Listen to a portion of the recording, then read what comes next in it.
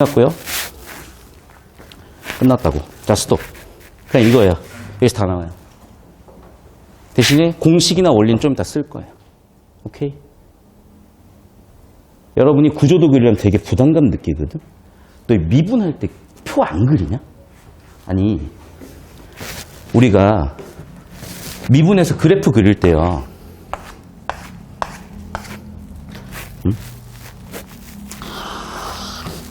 x, f 프라임 x, fx 해가지고 미분했을 때 얘가 음이고 양이면 얘는 아래로 내려갔다 올라가네. 그럼 여기는 극소 이런 거 이렇게 안 그려요? 표 그리잖아. 나만 그리냐 혹시? 나만 그렸니? 혹시 틀린 거 있어요 혹시? 이거 안 그려? 그리지? 안 그리니? 안 그린 애들이 있지. 존나 잘하는 애들. 그런데 우리가 조금이라도 실수할 것 같으면 차라리 그리는 게 훨씬 정확하다니까요. 그러니까 우리가 처음 수학 배울 때는 이걸 정확하게 그리면서 배웠을 거예요. 또는 이런 거예요. 예를 들면 1차 함수가 있고 3차 함수가 있다고 쳐볼게요. 그래프를 그렸어요. 근해계수 몇 개예요? 3개. 라고 풀 수도 있지만 연립해서 대수로 풀 수도 있는 거죠. 그럼 뭐가 편한지는 그때그때 상황에 따라 다른 거야. 그러면 선생님 저 이게 편하니까 그래프는 죽어도 안 그릴 건데요. 수학 잘할 수가 없지. 무슨 말인지 알죠? 다 할 줄 알아야 되는 거예요. 그 상태에서 필요에 따라 써먹는 거라고. 국어도 마찬가지야. 이런 식의 정보 처리가 뭐가 어렵다고 자꾸 안 하겠대. 그러면 실력이 안 느는 거지. 그럼 실력이 없는 거야. 오케이? 무슨 얘기인지 잘 보세요. 자, 이게 요즘 지문들의 특징인데 주제가 하나지만 동시에 좀 뭐라 그래야 될까? 약간 독립적인 단락이나 독립적인 정보들이 있어요.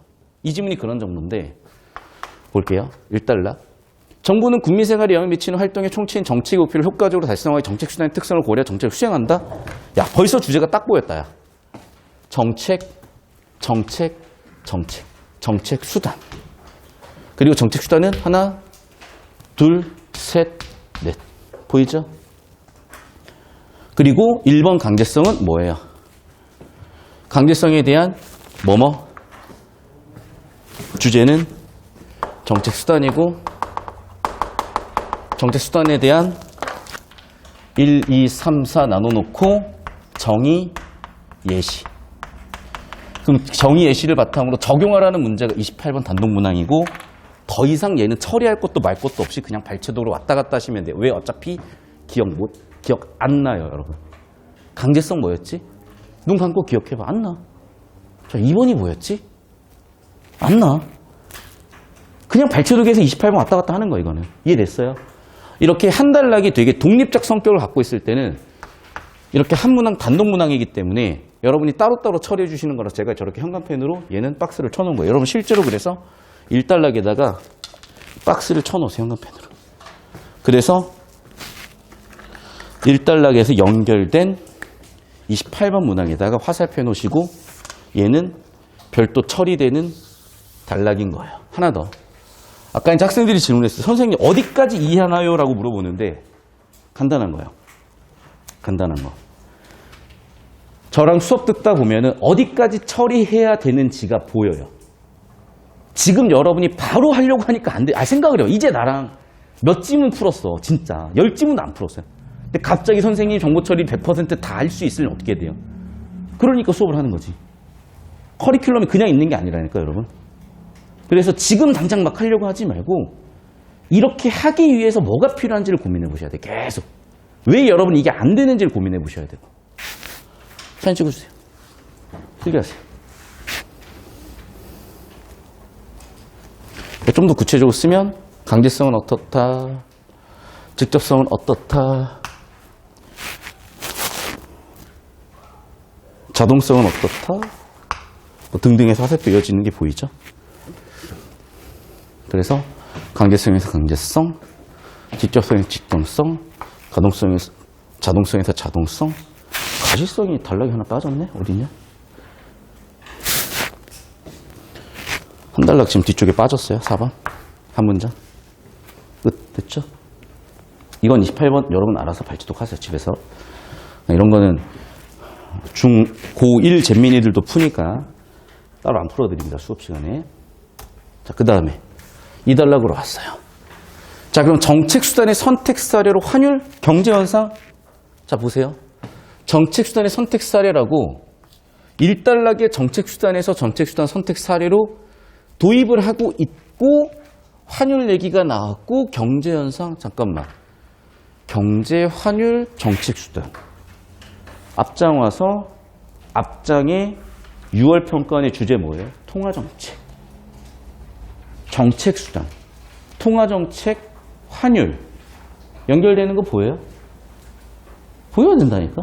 뭐 이게 안 보이고 그냥 마음대로 하실 건 하셔도 되는데 수능은 장난이 아닙니다. 왜 만점자가 28명이겠어? 야, 수학, 가형, 수학, 이과 수학 만점자도 2,703명이에요.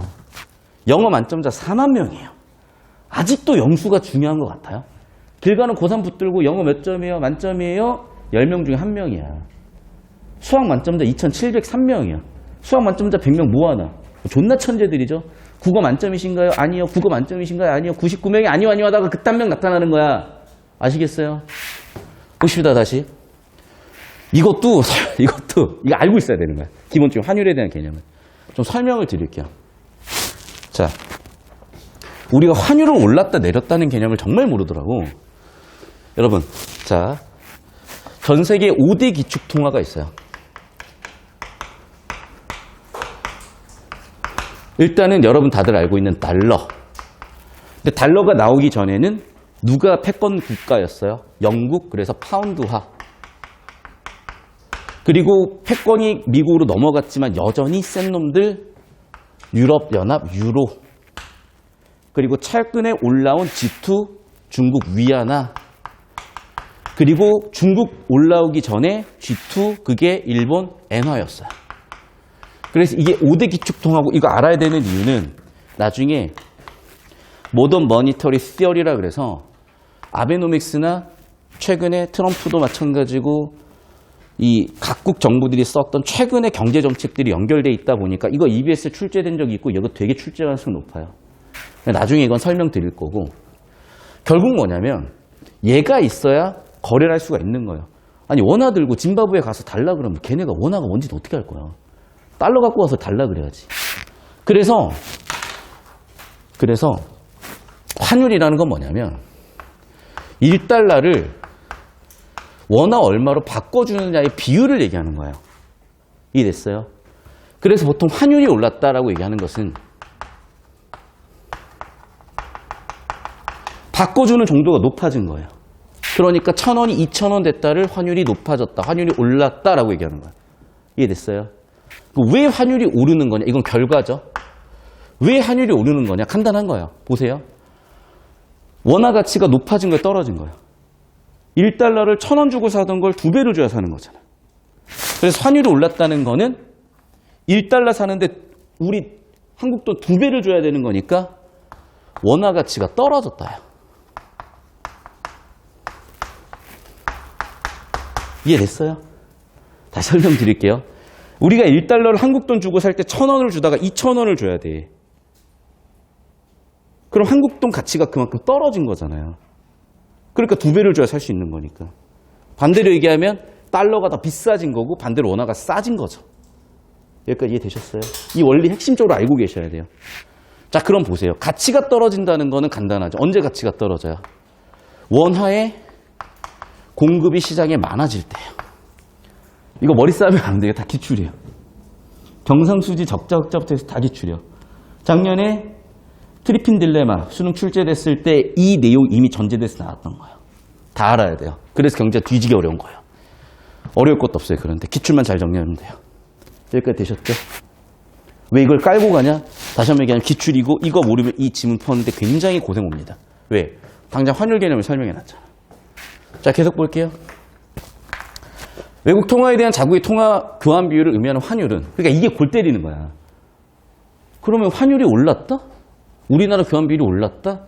머릿속에서 이 개념이 한 방에 띵 보자마자 이해가 되는 애들은 진짜 존나 천재거나 저게 어느 정도 머릿속에 상식으로 잡혀있는 상태에서 무의식적으로 처리했거나지 얘를 보자마자 이게 저액인지 어떻게 알아요? 대부분 학생들이. 그러니까 고2 표정과 고3 표정과 재수 이상 표정이 다른 거예요, 지금. 왜냐하면 재수생들은 자기도 모르는 새 이런 소재들을 건드려 봤거든. 계속 볼게요. 장기적으로는 한국가의 생산성과 물가 등 기초경제를 여건을 반영하는 수준으로 수렴된다. 당연한 얘기지. 중요한 건 뭐냐면 그러나 같은 역접이요. 그럼 뭐를 대응시키나 봤더니 장기, 단기 환율이에요. 그러니까 이미 이 단락에서 야, 이 글은 장기와 단기로 나눠서 뭔가 원리를 설명할 거야. 장기 환율과 단기 환율로 나눌 거야 라는 걸 이미 여기서부터 세팅을 하고 있는 거예요, 지금. 그런데 뭐래요? 괴리라는 표현을 썼다는 것 자체가 뭔가 부정적인데 만약 환율이 예상과는 다른 방향으로 움직이면 또는 같은 방향으로 움직이더라도 변동폭이 훨씬 크면 위험에 노출이 되는구나. 문제 제기한 거죠. 이 단락에서 역할은 사실은 문제 제기 역할이에요. 그 문제가 뭐라고요? 오버슈팅이라는 현상이래요. 자, 그러면 그 문제는 어떻게 해결해야 되는데 또는 왜 일어나는데 물가 경직성 또는 금융시장 변동에 따른 불안 심리 등에 의해 촉발되는 거다. 잘 들으세요. 얘 때문에 올 수도 있고 얘 때문에 올 수도 있는데 이 지문은 둘 다 다루지 않았고 얘를 다뤘어요. 더 제 입장에서는 재밌고 소름 끼쳤던 건 불안 심리 때문에도 다루죠. 언제? 2년 뒤에. 뒷장 넘어가 보세요. 자, 넘어가 보시면 19학년도 9월 이 CDS 프리맵이 뭐냐면 잘 들으세요. 나는 이 지문을 보자마자 어느 정도 예측이 됐던 게 이거예요. 18학년도 6월에서 잠깐만 18학년도 수능을 냈는데 이게 지금 오버슈팅이야? 원래 기본적으로 자본주의는요 이렇게 잘됐다 망했다 잘됐다 망했다 할 수밖에 없어요. 인플레이션 때문에. 우리나라가 개떡상하다가 한번 아작난 때가 있어요. 그게 언제냐면 1997년 IMF고 이때 전 국민이 다 알아요. 그때 환율 개박살 났어요. 잠깐만. 18 수능 오버슈팅을 설명을 해놨네? 그리고 나서 우리나라가 다시 회복했는데 또 아작났던 때가 있어. 언제야? 2008 글로벌 금융위기야. 리먼 브러스 터졌을 때. 오케이? 이거예요. 리먼이 터트려 먹은 상품이 CDS 프리미엄이라는 채권 보험 상품이에요. 그걸 언제 갖다 냈어요, 지금? 이어지는 19학년도 9월에 갖다 냈잖아. 보여요? 그래서 제가 이때부터 아유, 기출을 어떻게 예측을 하니? 해서 잠깐만. 이건 그냥 예측이 되잖아. 아니, 수능 시험 범위는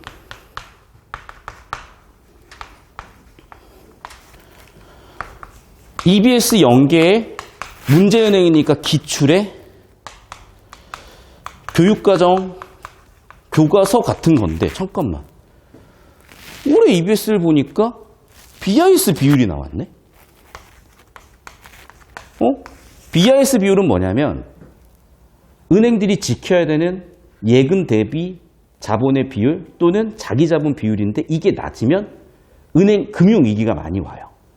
그래서 우리나라 IMF 받을 때 원래는 우리나라 자체적인 통화정책이나 금융정책을 썼는데 외국계 자본이 들어오면서 IMF가 들어오면서 야 닥치고 우리가 시키는 대로 하세요라고 하면서 그때 우리나라 은행들이 외국계 자본으로 거의 다 넘어가요. 그러면 이게 나왔다고? 출제될 가능성이 높겠는데? 라고 흘러가듯이 얘기했는데 나와버렸어요. 수능에 BIS 비율이. 이해됐어요? 이해됐냐고. 오케이? 그리고 하나 더. 그러면 20학년도 6월이 만점자가 65명이 진짜 레전드거든요. 이때 뭐가 나왔냐? 얘를 다뤄요. 뒷점 넘어가 보세요. 20학년도 6월 보여요? 3단락 첫 줄. 이처럼 전통적 경제학. 세 번째, 그러나 글로벌 금융위기 이후. 보여? 그래서 어떻게 다뤄주는 거예요? 네. 즉 19학년도 9월에서는 리먼이 터트려 먹은 상품이 나온 거고 그걸 포석으로 깔아놓고 이때는 야, 이제 이 금융위기가 어떤 영향을 줬는지 보자. 이렇게 된 거예요. 그럼 예측이 다 되지. 예측됐잖아요. 그러니까 1 수능, 2 수능 내가 다 맞췄다는 게 허언이 아니라 진짜 예측이 되잖아. 야, 씨, 이게 내 직업이야. 서울대 나와서 정치 시등화 머리로 이거 분석하는데 이게 분석이 안 돼요? 하루 12시간씩 맨날 이것만 하고 있는데? 어려운 게 하나도 없다고. 그러니까 무슨 얘기냐? 다시 한번 얘기하지만 경제 지문 하나하나를 독립적으로 보는 우를 범하면 안 된다니까? 다 엮여 있어, 진짜로. 얘가 선행되고 얘를 풀 수 있고 풀 수 있고 풀 수 있고 풀 수 있는 흐름이에요. 아니면 적당히 손절해서 풀었는데 어쨌든 확률은 아무것도 모르고 찍어도 20%는 맞잖아. 그래서 맞았다고 착각 확률이 꽤 높은 거야, 정말로. 물론 적당히 어떻게 나름대로 풀었겠지. 그게 과연 좋은 방법이 옳은 방법이고 궁극적으로 100분이 100으로 갈 수 있는 방법이겠냐고. 아니라니까요. 그리고 봐봐. 벌써 경제에 대해서 꽤 알게 된 것 같지 않냐? 아니니? 다시 볼게요. 그래서 이 불안 심리 얘기했죠, 지금. 딱 보세요. 딱 보세요. 딱 보세요. 여러분 30번 문제. 방금 2020학년도 6월 평가원 글로벌 금융위기 나왔던 지문에 보시면요. 3단락 세 번째 줄에 글로벌 금융위기 이후 뭐 이렇게 나와 있잖아요. 그러니까 글로벌 금융위기 이후에 각국 정부들이 경제정책을 실패한 이유가 뭐냐면 심리적 문제 때문이야. 어디 갔냐 이거? 갑자기 이걸로 바뀌었냐? 심리적 문제 때문이야. 빠졌네. 자, 보세요. 글로벌 금융위기 이후 3단락 세 번째 줄, 네 번째 줄, 다섯 번째 줄, 여섯 번째 줄, 일곱 번째 줄, 여덟 번째 줄 보세요. 금융 불안을 야기했다.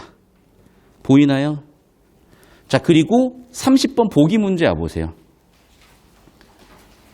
위에서 하나, 둘, 셋, 넷, 다섯, 여섯 번째 줄. 소비심리 위축. 이해돼요? 다 엮여 있어요. 다 엮여 있어. 나중에 차차 더 자세히 보여드리고 일단은 이 지문에 좀 집중을 해볼게요. 됐죠, 여기까지?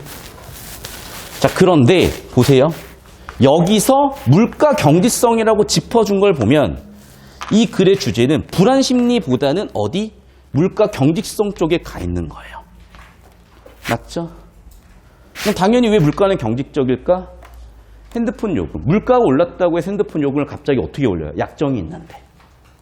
계약 요금 같은 게 있을 거 아니야. 그러니까 물가는 바로 오를 수가 없어요. 대신에 1년 뒤에 갱신할 때 물가가 올라 있을 수는 있겠죠. 계약 요금이나 이런 것들 때문에. 자, 그러면서 여기서도 어느 정도 원리를 얘기하죠. 오버슈팅이라는 문제가 생겨요. 그 오버슈팅이라는 문제는 뭐 때문에 생겼어요? 물가 경직성 때문에. 자, 더 들여다봐야 될 것 같아요. 3단락 보겠습니다. 야, 그래서 나는 지금까지 그냥 주제 세팅만 했고 이제 드디어 물가 경직성에 따라서 환율의 오버슈팅 얘기를 해볼게. 그러니까 빨리 원리 좀 얘기해봐. 요즘 수능 출제되는 거는 그런 게 아니라 어떤 원리로 환율이 오버슈팅 되는 건지를 설명해야 되는 거래. 빨리 좀 봐봐. 알았어, 기다려봐. 통화를 금융자산 일종으로 보고 이게 무슨 얘기인지 알아요, 혹시 여러분? 이 얘기가 무슨 얘기인지 모르잖아. 근데 어떻게 지문이 100% 이해된다고 착각을 하지? 통화가 금융자산의 일종이다. 무슨 얘기예요? 아는 분. 정확히 설명해 드릴게요. 보세요. 원래 화폐는 뭐냐면 그 자체로는 가치가 없어요. 맞잖아. 내가 여기다가 예를 들면 짐바브웨 돈을 들고 있어. 어디다 쓸래? 어디다 쓸래, 진짜? 맞잖아요. 이건 진짜 불쏘시개밖에 안 돼요. 좀 더러운 얘기지만 이걸로는 뭐 화장지로도 못 써. 어떻게 종이돈, 알잖아요. 어떻게 못 써? 가치가 없어. 걔네가 쓰레기야. 근데 우리가 그걸 가지고 뭔가 물건을 사고 나한테 의미 있는 거를, 가치 있는 것을 교환 수단으로 쓸 수 있는 거는 사람들이 믿기 때문이고, 화폐 자체가 가치가 없고, 그래서 얘는 화폐 자체는 원래 자산이 아니었어요. 이게 전통적인 통화에 대한 사람들의 상식이었던 거예요. 근데 문제는 어떤 일이 벌어지냐면, 일로 오세요. 환율이 바뀌잖아. 보여요? 그럼 보세요. 환율이 올라버리면 원화 가치가 떨어졌으니 상대적으로 달러 가치 올라갔죠. 이때는 그럼 뭐를 들고 있는 게 이득이에요? 달러를 들고 있는 게 이득이지. 달러를 들고 있는 것만으로도 돈을 벌잖아. 이해돼요? 그래서 과거에 고정환율제에는 이런 일이 없었는데 통화 자체가 저렇게 환율 변동에 따라서 일종의 자산 역할을 할 수도 있고요. 오케이? 근데 그런 얘기들까지 이미 기출에 다 되어 있는 건데 여기서는 흘러가듯이 그냥 언급을 한 거야. 왜? 좀 방어를 하려고. 경제 전공자들이 뭐라고 하는 거에 대해서. 근데 여러분은 신경 쓸 필요는 없어요. 왜? 어차피 뭔 소리인지 모르니까. 그러니까 내가 지금 여기서 이 얘기를 왜 했냐? 선생님이 쭉쭉 넘어가는 거는 설명을 못해서가 아니라 여러분이 어차피 실전에서 처리할 수 없기 때문인 거예요. 그리고 그거는 찾아봐야 여러분이 실전에서 아무 도움이 안 돼요. 왜? 어차피 처리하라고 낸 게 아니니까. 그냥 넘어가요. 그러면 중요한 건 뭐냐? 보세요. 아까도 장기, 단기 구조 나눠놨죠? 여기도 마찬가지죠. 장기, 단기 구조 나눠놨어요. 야, 그래서 장단기 어떻게 나뉘는지 우리 좀 찾아보자. 알았어. 좀 빨리 얘기 좀 해봐. 어떤 원리로 환율이 바뀌는데 충격이 발생한 말이야. 조정 과정을 거쳐. 그 당연한 얘기고. 그러니까 어떤 원리인데. 자, 물가는 단기에는 이런 계약이나 이런 것들 때문에 경직적이야. 그 얘기는 알 것 같아. 장기에는 신축적이야. 왜? 3년 계약 지나면 신축적이 될 수 있으니까. 알겠어. 그래서 뭐? 환율은 글로벌 시장에 사고 파니까 당연히 단기에도 신축적 조정이 돼. 알았어. 그러니까 왜 그게 오버슈팅이냐고. 이러한 물가 환율의 조정폭 차이가 오버슈팅을 초래한다. 아니 그러니까 왜 오버슈팅을 초래하냐고. 보여요? 지금까지 정보 가치는 없어요. 거의 없어요. 왜? 구조가 잡히긴 하고 처리는 됐지만 그래서 오버슈팅이 왜 일어나는지 여러분이 납득이 안 되잖아요. 납득이. 물가와 환율이 모두 신축적으로 조정되는 장기에서의 환율은 자꾸 여태까지 설명하는 거 아니었어? 또 구매력 평가설로 설명하는 거야? 어디까지인지 해봐. 구매력 평가설에 의하면 장기 환율은 몇 번을 얘기하는 거야? 장기 환율을 지금. 주제를 얘기하고 싶은 거구나. 장기에서의 환율 주제를 얘기하고 싶은 거구나. 오케이, 알겠어. 이제 드디어 그러면 3단락의 주제 장기 환율인지 알겠어. 좋아. 그 장기 환율이 그래서 어쨌다고 나왔네요, 드디어. 자국 물가 수준을 외국 물가 수준으로 나눈 비율을 나타내며 이것이 바로 장기의 환율 균형 환율이다. 3번 얘기하면 주제야. 예로 들어줄게. 국내 통화량 증가해서 유지될 경우 장기에서는 물가도 높아져서 장기 환율 또 상승한다. 야, 또 얘기했다. 야. 이때 통화량을 물가로 나눈 실질 통화량 변하지 않는다. 자, 보세요. 이게 얘랑 비교해보면 정보 가치는 미친 듯이 올라가서 그냥 여기는 출제 확률이 100%예요. 왜? 정보 가치도 높고 요즘 수능에서 묻고 싶은 건 원리에 대한 이해 능력이고 당연히 묻겠죠. 그래서 여기는 어떻게 해주셔야 된다? 공식 써주세요. 공식. 자, 공식으로 쓰겠습니다. 자, 3단락 장기 환율에 대해서 다뤄볼게요. 자, 장기 환율은 어떻게 결정된다?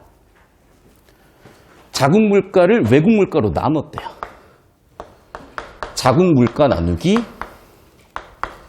외국 물가. 그 다음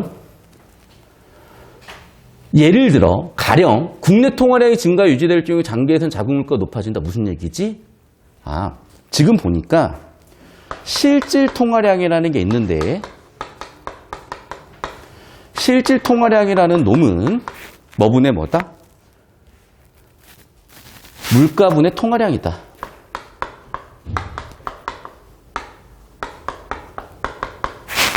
맞죠? 그러면 여기 보이네요. 통화량이 증가했더니 장기에는 물가도 높아진대요. 통화량이 증가했더니 장기에는 물가도 높아진대요. 그러다 보니까 실질 통화량은 변하지 않는 유지 상태가 되겠죠. 됐어요? 그런데 보세요. 외국 물가가 어떻다는 얘기는 없지만 우리나라에서 일어나는 일인데 외국 물가가 왜 영향을 받겠어? 그럼 결국 뭐만 오르는 거야? 우리나라 물가만 오른 거예요. 분자가 높아졌으니까 환율은 결국 올랐네요. 됐나요? 처리됐어요? 바로 정답 나와요. 1번. 핵심 주제는 뭐예요?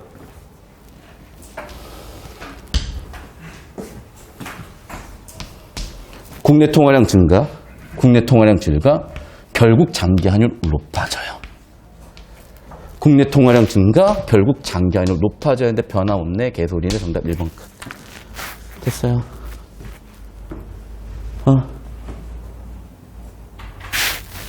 그냥 보인다고, 정답이. 뭐만 잡으면? 시키는 대로, 평가원에서 하라고 한 대로 정보 처리하시면, 주제구조 제대로 잡아주시고, 필요한 정보에 대한 처리가 명확해지면.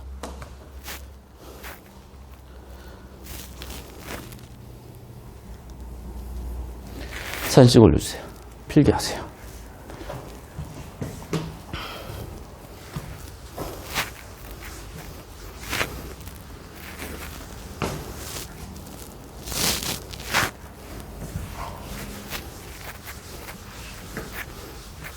오씨, 이거 쓰지 마.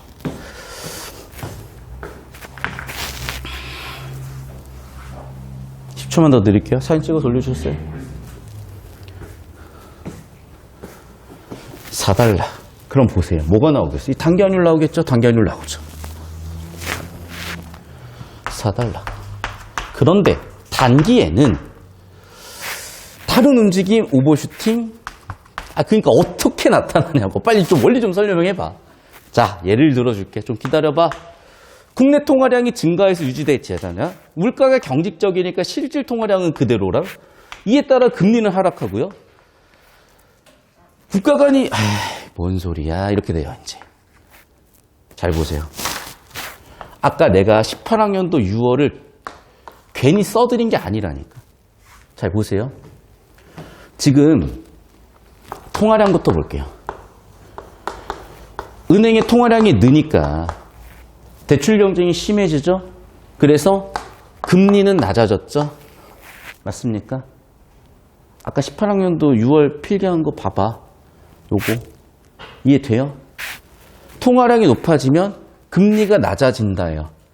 18학년도 6월에서 이미 이걸 설명했기 때문에 앞뒤 전후사정 떼고 너 이거 기억나지? 시험범이니까 그럼 얘만 떼어도 너 이해하겠지? 보이나요? 오케이. 금리 통화량이 증가했는데 왜 금리 하락하는지 원리 설명이 없잖아. 이미 어디서 했기 때문에. 6월 평가원 했으니까 알아야지 이 사람들아 라는 게 평가 의도예요. 우리 시험범위라고 냈잖아. 이해돼요? 그러니까 지문에서만 근거를 찾을 수가 없어. 원래. 미친놈들이야 그건 진짜로. 서울대 나왔어도 상관없어. 의대 나왔어도 상관없어. 초인지 능력은요 상위 0.1% 애들이 갖고 있는 대체적인 능력이라서 여러분도 초인지 능력은 기를 수가 있어요. 그러니까 서울대 나왔고 의대 나왔고 뭐고 간에 초인지 능력 안 되면 착각을 해요. 사람이. 원래 그래요. 사람이. 그럼 어떻게 되는 줄 알아요? 자기가 평가원보다 위야. 문학을 내면 되니 안 되니 그런 얘기를 하게 돼요. 그냥 무시하세요. 제발. 다시 봐. 국가 간 자본 이동이 자유로운 상황에서 이런 일들이 쭉 있잖아요. 잘 보세요. 이거를 여기다가 인과로 엮어야 될 것 같아요. 인과로 엮을게요. 자, 보세요. 4달러 단기 환율입니다. 4달러 단기 환율 어떤 일들이 있냐? 세 번째 줄 볼게요. 자, 첫 번째. 실질 통화량, 물가 통화량에서 그대로 공식 써볼게요.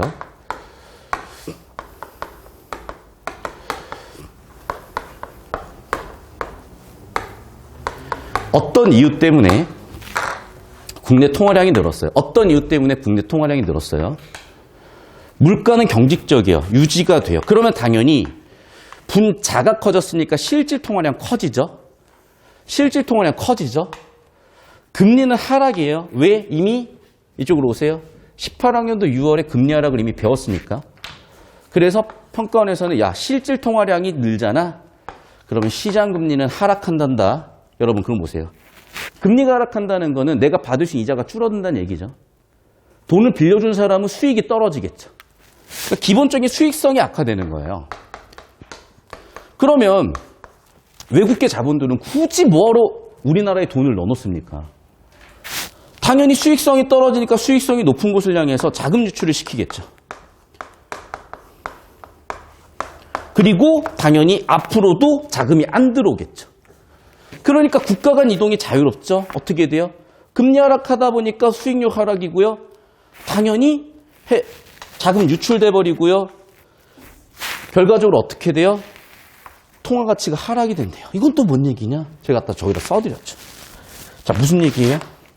자금 유출이 되면 당연히 원화는 매각을 해야 될 거 아니에요? 바꿔 얘기하면 원화의 공급이 늘겠죠? 원화의 공급이 는다는 거는 원화의 가치가 떨어진다는 거죠? 그럼 어떤 일이 벌어지겠어요, 결국에는? 1달러에 1,000원에 바꿔줬던 것들. 워낙 가치 떨어졌으니까, 이제는 안 돼요. 2,000원 주세요, 여러분. 이렇게 된다고요. 어떻게 돼버리죠, 결국에는? 환율이 폭등해버리죠. 됐어요? 그래서 환율은 상승했다, 즉 오버슈팅이 일어난다. 30초, 30초, 30초 잡아주세요.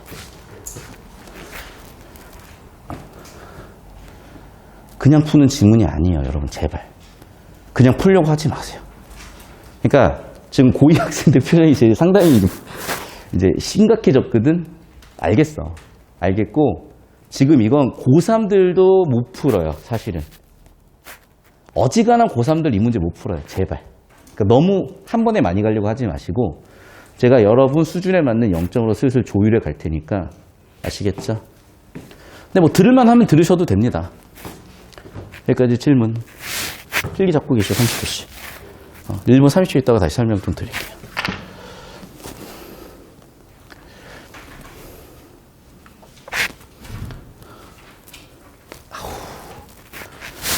몇 시냐?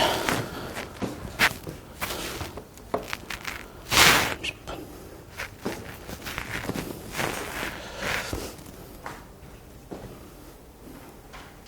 저기까지 갔어요?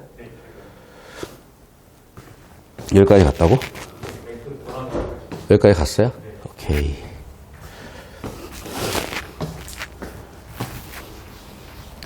그럼 바로 정답이 나와요. 어떡해요? 잘 보세요. 이쪽으로 오세요. 자, 장기환율 원리 가지고 27번 세팅한 거 보였죠? 28번은 1달러 가지고 세팅했으니까 여러분 집에 가서 풀어보세요. 여러분 잼민이 초등학교 동생한테 풀어보라고 해도 맞출 수 있어요. 단기환율 원리는 당연히 몇 번에서 묻겠어요? 29번에서 묻는 거예요. 자, 29번 설명을 제가 바로 해드릴게요. 자, 어떤 상황이냐? A국에서 이런 일이 벌어진 상태예요, 지금. 그럼 보세요.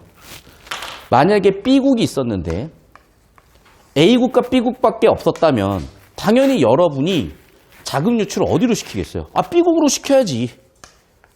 이해되시죠? 그런데 어떤 일이 벌어졌대? B국의 금리가 유지가 되더라도 넘겨서 수익을 벌어야 되는데 B국의 금리 같이 떨어졌대요. 그럼 B국의 수익성도 같이 떨어졌죠. B국의 수익성도 같이 떨어졌는데 뭐하러 B국의 자금 유출을 시키겠어요? 일단은 좀 상황을 봐야지. 자금 유출이 덜 되니까 환율 오버슈팅은 덜 하겠죠.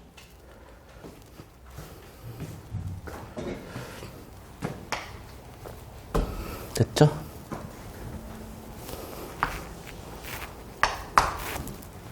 됐죠? 다시 A국의 오버슈팅이 이미 벌어졌거든요. 저 상황이 벌어졌거든요. B국의 금리가 하락하면 B국의 수익률도 떨어지는데 굳이 B국의 자금 유출을 시킬 이유가 없잖아요. 그러면 자금 유출 수요가 떨어진다는 것은 환율 올라가는 동력도 약해진다. 따라서 오버슈팅 정도는 작아져야죠. 됐나요? 정말 신기할 정도로 주제구조 제대로 뚫고 원리 잡으면 그냥 답 다 나와요. 벌써 두 문제 조졌어요. 저긴 초등학교 잼민이한테 풀어달라고 하세요. 1달러. 28번. 됐어요. 자, 그럼 이제 30번 문제거든? 정말 설계를 잘했어요. 지금 핵심 원리가 이거잖아. 이거 이해하면 30번 문제 풀리게 된 거예요. 그래서 보시면 알겠지만 지금 보세요. 오버슈팅이라는 게 환율이고 환율은 단기에 폭등했다가 장기에도 온라인 상태가 되는 거잖아요. 단기에 폭등했다가 장기에도 올라있는 상태. B가 환율이네요. 됐죠? 자, 그럼 보세요. 단기에는 올랐다가 장기에는 유지되는 거. C는 통화량이겠네요. 마지막. 유일하게 떨어지는 놈은 누구예요? 금리요. 얘가 금리겠네요. 끝. 됐어. 발췌도구로 못 풀어. 그러니까 이제 이해가 안 되잖아. 심각하잖아. 그러니까 내가 이거를 좀 더 쉬운 버전으로 따라올 수 있게끔 저쪽 잡아주세요. 나 말고. 저 필기 잡아줘요. 필기. 좀 더 쉬운 버전으로 여러분 풀 수 있게끔 고2 학생들 위한 수업에서는 갈 테니까 네. 이제 목요일에 좀 쉬었으니까 이거 한번 덤벼봤는데 뒤질 것 같잖아요. 괜찮아. 괜찮아. 아직 1월 15일이에요.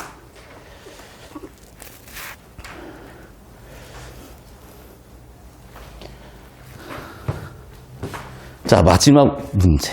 야, 이건 풀 수 있을 것 같거든? 자, 내가 힌트를 줄게요. 자, 이제 그러면 마지막 남은 건 5단락이고, 5단락에서, 뭐야?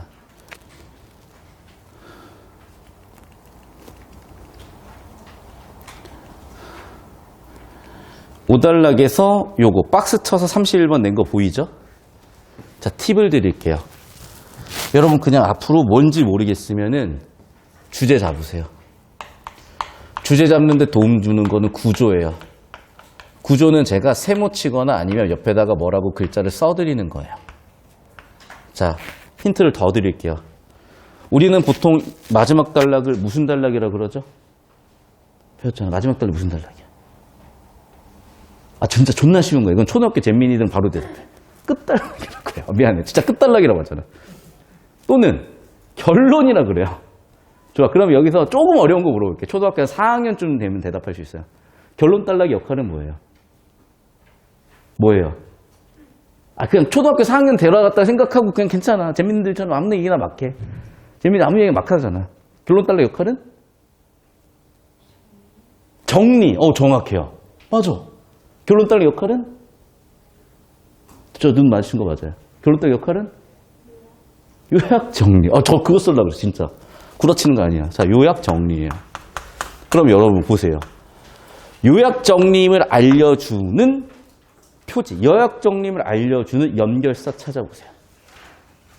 결론 단락이고 결론 단락에서 이게 이 글의 요약 정리다. 마지막 단락의 요약 정리 이거야 라고 알려주는 표지가 있어요. 찾아보세요. 그러면 답이 또 희한하게 바로 나와요.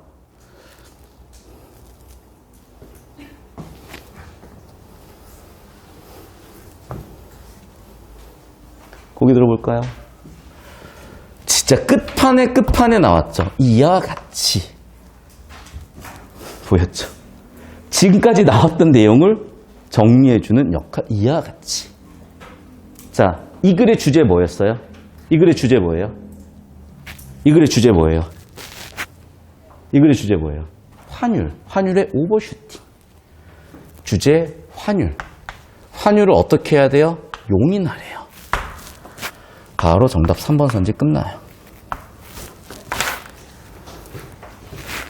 3번 선지 봐봐.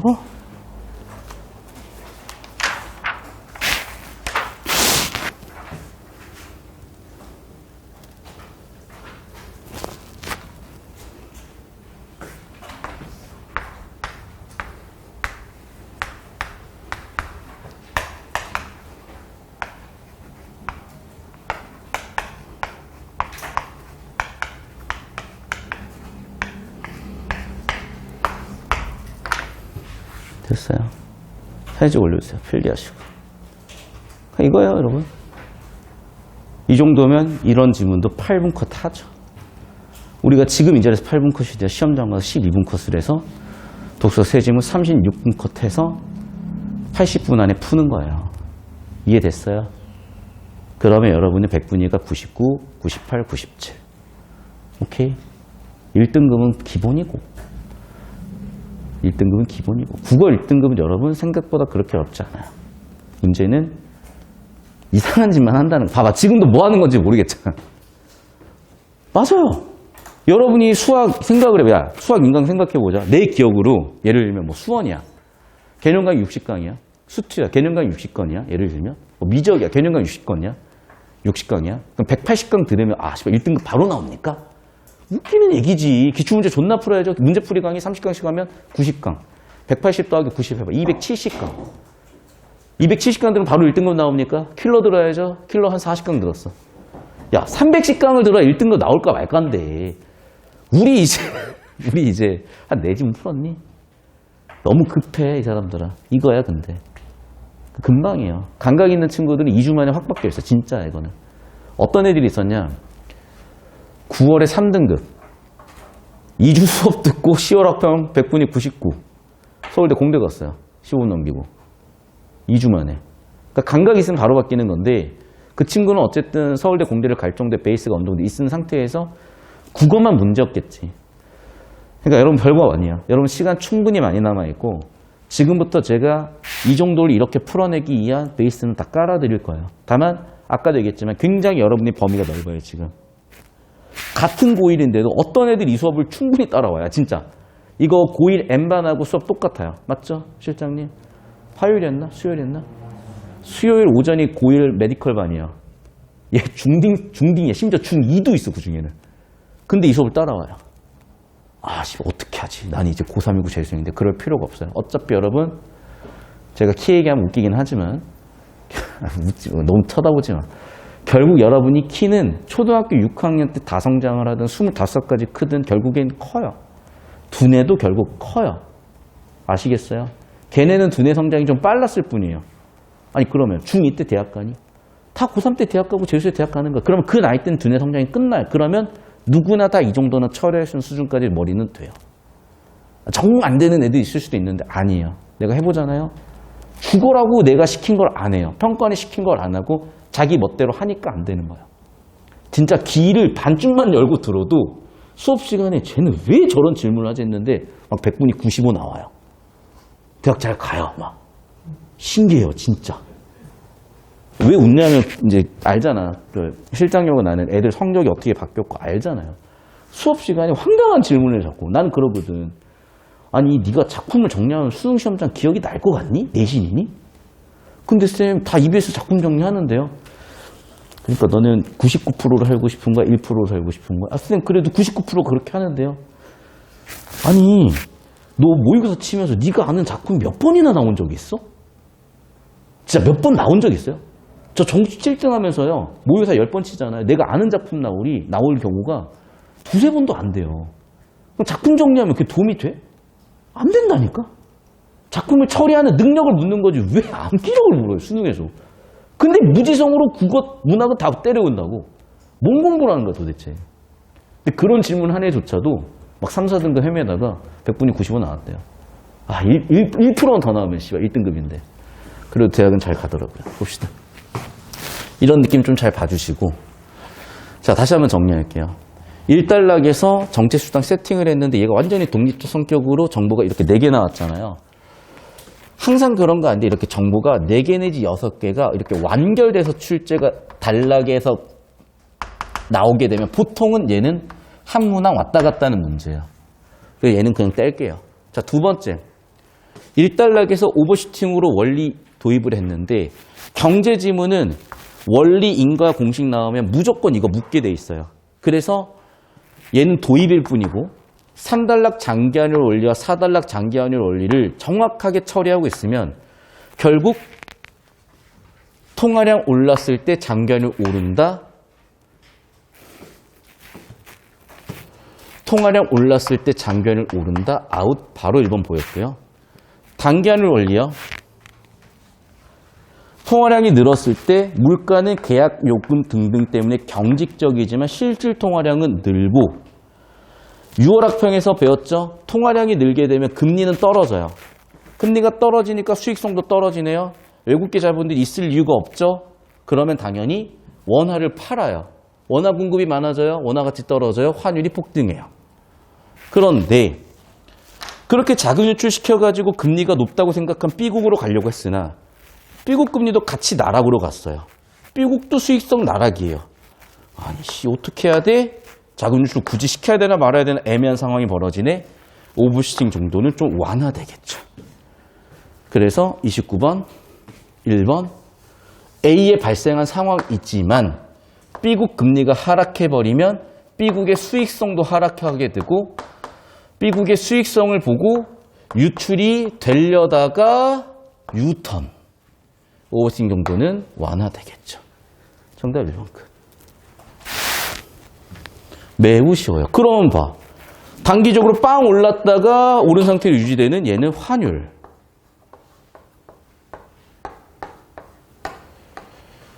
초반에는 폭등했다가 나중에는 유지가 되는 얘는 통화량, 실질 통화량. 유일하게 떨어지는 건 금리. 금리.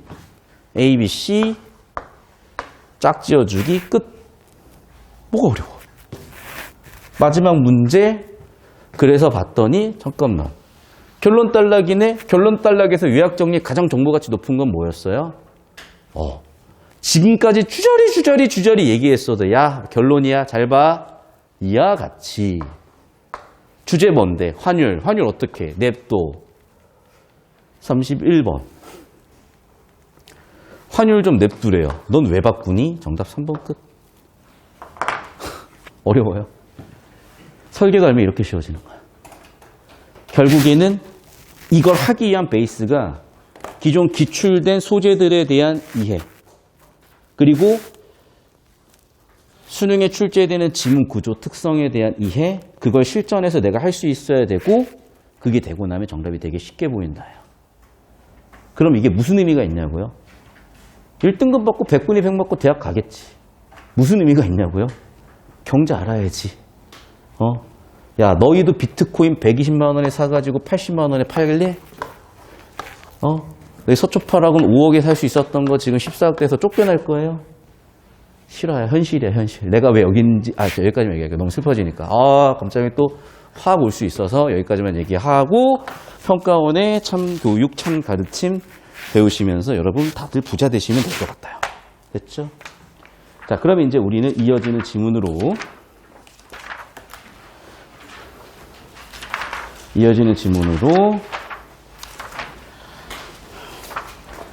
46페이지 CDS 프리미엄이 있는데 얘는 그러니까 아까 지문들이 어려웠다면 얘도 좀 빡셀 수 있는데 뭔가 수업 느끼면서 조금 괜찮아졌다면 잠깐 보세요. 그렇게 정보 처리할 게 많진 않아요. 제가 현관 패치거나 화살 패치인 것 정도예요.